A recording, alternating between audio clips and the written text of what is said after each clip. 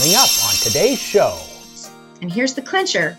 We continually return it to its home. I love this concept. Now, so I'm imagining, this is a title of a book, If Everything Were a Spoon. I want everyone to have a single home for all those things so that when you come in and go out, you always have a win. Small changes for big results today on Keeping You Organized.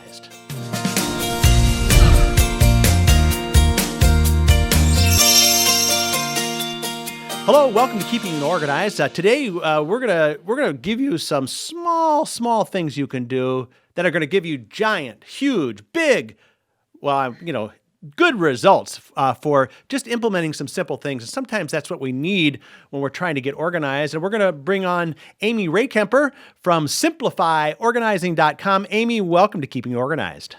Thanks for having me here, John. Well, good. So, I'm really looking forward to this one because a lot of people like those quick wins, right? They want to accomplish something and they don't want to work super hard at it. They want to just be able to, eat one bite of that elephant. So how should we start this thing out? Well, I want to start with a concept. And I brought a spoon with me today because I have an organizational theory about spoons, if you can believe it. Okay. I believe if everybody treated the things that they own the way they treat their spoons, they would all be organized. Well, John, I'm sure.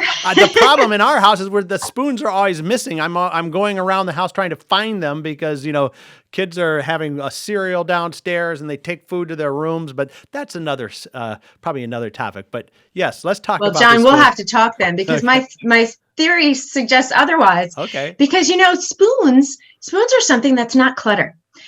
We keep them because we need them and we use them. It's also, we have a designated room for spoons. Mm-hmm. What a great concept. And everyone in the household is aware of where that is. Everybody knows the spoons can be found in the kitchen. And then within that room, we have a specific location where we can find our spoons. And that's typically in a conveniently located drawer. Right. And then it gets better. Within that drawer, we have a perfectly sized and shaped container that the spoon can sit in that sometimes even matches the contour of the shape of the spoon. I mean, it's brilliant, right? Perfect. And then within that drawer, the items share a home with other like items. So for instance, the knives live with the spoons and the forks live with the spoons. Another great concept to apply to other things in your life. And then this is where it really gets important. Even though we use that spoon on a very regular basis, and here's the clincher, we continually return it to its home. It's amazing. We even wash it and return it to its home. So when we need a spoon, generally, unless you're John Hunt, you can find a spoon. Right. Yeah. And well, it's good. The other issue too is getting kids to unload the dishwasher and get them back into that spot. Now that might be the issue. So there's always that behavioral component that messes us up. We have a lot of behavioral issues at our house, but that's another podcast for another time. I love this concept. Let's do it. I love this concept. Yeah. Now, so I'm imagining, this is a title of a book, If Everything Were a Spoon. Yes. Right? Everything I learned about organizing, I learned from my spoon. Right. Yes. Okay. I think that I have a half-written book called that. Okay. Well, that's great. Well, let's move on now and let's get some of these small wins. I love that story because that really does kind of set us up for some of those principles of organizing where we're trying to figure out, everything needs a place and those kinds of things. So where do you want to start with our quick wins? Well, in a residential setting, we always start at the door, don't we? So we're coming in and we're going out. And that's something we do multiple times a day. So I think small changes that you can do to have big results start with that front door. So I want you to think about, what do you have in your hands when you walk in? And somebody else can observe you and see, what are you holding? What's around your shoulder? What's on your feet? And take every single thing. You can even write it down. Let's see. I have my phone. I have my purse. I have my wallet. I generally have shoes on my feet and maybe a jacket or purse. So I want you to have, and keys, definitely keys always come in the door with you. I want everyone to have a single home for all those things so that when you come in and go out, you always have a win. So you walk in the door, you have a hook for your keys. You put your purse also on a hook or on a shelf. Maybe if you have a wallet and loose change, you have a tray specifically waiting for those things. You have a little basket by the door that you can kick your shoes off into, or a rack if you don't want to see them, inside of a closet. And everything. Do you see the theme here? Maybe your Absolutely, phone. yeah. Right by the door, you have a charging station. So when it's time to go out, hey, look, my phone's by the door and it's already charged. Thank you, me. Nice. And so if we do that, think about it. Sourcing these items, hooks, little trays, a little dish for your keys, these are very easy to come by. And if we just spend a little time, just a little bit of focused effort, and we're going to have big results, because every single time you walk out that door, you're going to thank yourself. Well, and also it seems like these are such routine things. Yes. It's kind of like every day we do that.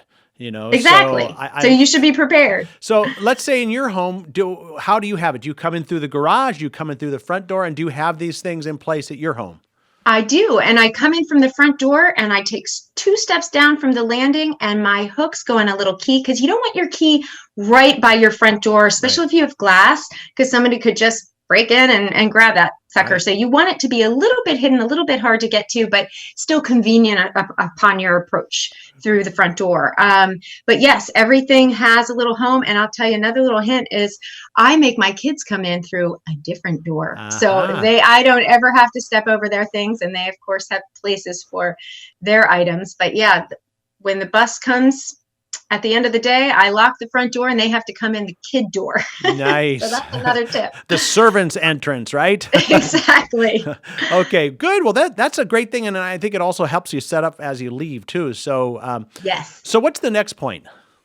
Okay, so I also wanted to talk about mail. Notice these are all routine things, something that you're inundated with every single day, as we all get mail. But it's amazing. I go into clients' home and they really don't have a system for it. And so I have a 4-point system that's pretty easy to set up, and then it makes big results, because you're gonna thank yourself every day. So with mail, 4 things: who, where, what, and when. So the who, you have to have a single person that brings in the mail. That's right. For your home, decide who it's going to be. Is it the husband? Is it the wife? Is it the kid? It doesn't matter who it is, but it's got to be the same person every day. And once you establish that, you can move on to the where. So we have to have a single home where those unprocessed papers and mail go. So maybe you have a bin, just as simple as this, that you can put by the door. And it's okay if you don't go through it yet. You just have to have a place for it to be grouped, a gathering point. And so that's the where. Then you have the what. So think about, you can even jot this down on a piece of paper. Think about every conceivable category that could come in through that threshold in your mail. So you maybe have invitations, you maybe have medical paperwork. Of course, we have bills. We always get junk mail. Write those down and then assign a person to each of those categories. So that's your what. Know who's going to deal with each of those categories. And then lastly is the time element. You have to have a clear set time that you deal with that unprocessed bin whether it's up to you, every day. Some people can't do that, and that's all right. It's actually fine. You can do it every week or twice a day. You just have to do it regularly.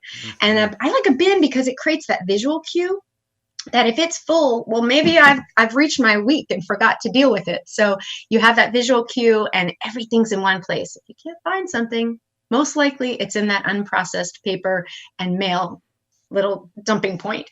So that's a huge help. If you can follow the who, the who, where, what, and when, it really helps with mail. Awesome. Well, I'm feeling pretty organized already, and I know we have more, but we're going to take a quick break here. And when we come back, we'll talk some more small things we can do to get big results with Amy Ray Kemper, and we'll be right back. Look professional, get organized at myorganized.life. Give your presentation a premium appearance. Hand off projects with confidence. Organizing products with a clean and vibrant look. Make a positive impression. Your important proposals and projects shine with professionalism. Impress your customers and boss. Look professional, get organized at myorganized.life. That's myorganized.life. myorganized.life. We're back now on Keeping You Organized, talking about small things that produce big results. And talking about things that are just everyday things, mail, how you come in and go out of your house. And we've got Amy Raykemper from simplifyorganizing.com. And Amy, so before the break, we talked about the mail. We talked about coming in and out of the house. I'm feeling pretty good about that flow. What other things do we need to talk about now? Well, we are always getting new gadgets. We're getting, new appliances and electronics. And I know you can always access those things. If something goes wrong with it, you can access product information online. But so few people they refuse to let go of the paperwork that comes with all those gadgets. So through the years, I've been doing this for 20 years. And through the years, I've found that the most convenient and easy way to deal with all that product information that we get when we bring in new things to our home is simply have it in a file alphabetically. And mostly people will say, oh, it's my phone, I'm going to put it under P. But wait, is it your telephone? Did you put it under T? So my tip to you today is to organize it in a file alphabetically, but by brand. So for instance, if you buy some cool new Smead product, you're going to find that under S. And it works every time, because it's so cool. You pick up the appliance or whatever you bought, and the name is emblazoned right there on it. So there's no guesswork. You just look at it and say, oh, this is under P, because the brand starts with a P. Right. I have something similar to that at home. It's not alphabetical, but it just says manuals on it. And what I did do, though, I made it like the first file in the drawer for some reason. Even though you probably don't access it, it should probably be the last file in the drawer. But I love that concept because I know now where I can find all the manuals for all the different things that we have. Right. Just even having a single place, you've already taken that first step. Right. So you at least know where you can go if something goes wrong with an appliance. Okay, good. Well, we got our appliances taken care of. What else do we have other than electronic gadgets? Well, so there's always, there's all kinds of clutter in our house, but there's this certain kind of clutter that's particularly annoying.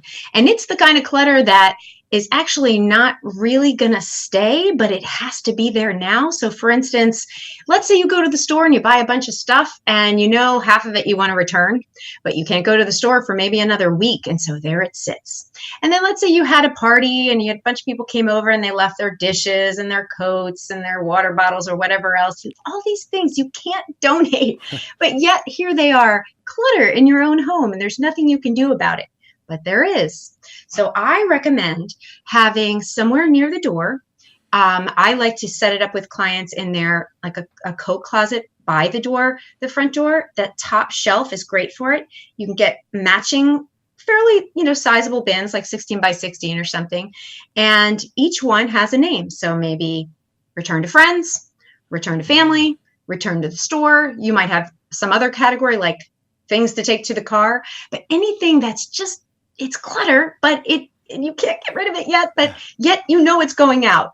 So by simply putting it in where it's going to go, if somebody says, hey, I'm rolling by your house, I'm like, yeah, okay, I know just where your stuff is. Nice. And it really does help. So it's a small, easy little fix, but it really makes big results. No, I love that too, because you always do. People are always like running over, hey, I can be there in 15 minutes. And like, oh, wait a minute, where did I put that thing? Where did I put that? I put that in a very important spot, but I can't remember where it is. So you have that consistency. Awesome. Okay, what else? Well, my last point today, John, is one of my favorites. And that, I realized at one point, we Americans have a whole lot of trouble with clutter. Mm-hmm. We have clutter all over our homes. We all do. Even some very organized people find themselves with a room or a little corner full of clutter. So why is that? Because we don't seem to have trouble with trash. We don't have trash all over our houses, do we? No. And I realized one day it's because we have trash cans. We have a trash can in not only every level, but almost every room. So I thought, hey, why don't we have clutter cans in every room? Or that's a little overkill, but at least on every level. And it could be anything. You could just take a regular wastebasket and mark it with clutter cans so the whole family understands, and have one on every single level. And then as soon as you identify something, oh, I don't like the way this shirt works, or oh, this toy, it's not broken, but we just don't love it anymore, and it needs to go to a charity. It's not trash. It's clutter. You don't need it anymore. You don't love it anymore. It goes in the clutter can. What a great concept. And then just like our municipal services support us with picking up regularly. Maybe you have a professional organizer or maybe a charitable donation center routinely come and pick up. So call and have your organizer come every week or every month to pick up those things, and or charity will come by for free and do that as well. But if you have that consistency that matches how we deal with trash, maybe we'll have less issue with our clutter. I love it. I'm thinking about, going to Target and being over by the customer service area and have those big, shopping carts full of stuff that they're going to put back on the shelves. And so I can see that, but I love that concept because we're also psychologically not throwing it away, but we're putting it in a place where it's going to go somewhere else, which is what has to happen with clutter. It needs to go somewhere else. Right, because sometimes you'll say, oh, I don't really love this anymore, and you'll set it right back down where you had it. That's not helping anybody. And then later you have to rethink, oh, I think I was going to get rid of that. So if you just have a very clear, like, you identify something as trash, you put it in the trash can. It's like a robotic effort. We all do it. And so if we can build those muscles for clutter and have a regular place where we dump our clutter, we'll all be in a better spot. Awesome. So are our houses. Well, Amy, these have been incredible tips. I just love this. And we're going to have you back on another show to talk about more stuff. But sure. Let's, before we go, tell people, I don't even know where you're located. You should let us know. And do you do virtual? Do you do just geographic? And what kinds of services you have and how people can get a hold of you? I'd be happy to help anybody who called, no matter where they are. I have traveled distances to help people. I can also do virtual organizing. Most of our business is local, and we are in Baltimore, Maryland, specifically Towson. And so, yes, we specialize in residential organizing, and we help free people from the clutches of clutter and make their homes a little happier. Awesome. Well, that's great. And we'll have it's Simplify Organizing. Yep. Yes. Great. LLC. Mm-hmm. Awesome. All right. Well, we'll have that in the show notes too. And thank you again, Amy. I know we're going to have you back. This has been an action-packed show of things that are small but give us big results. That's what we want, right? Yes, absolutely. All right. Well, there you have it, folks. I think you've learned enough. Even just go implement one of these ideas today, and you'll see huge results by the end of the day, and then come back next time for Keeping You Organized.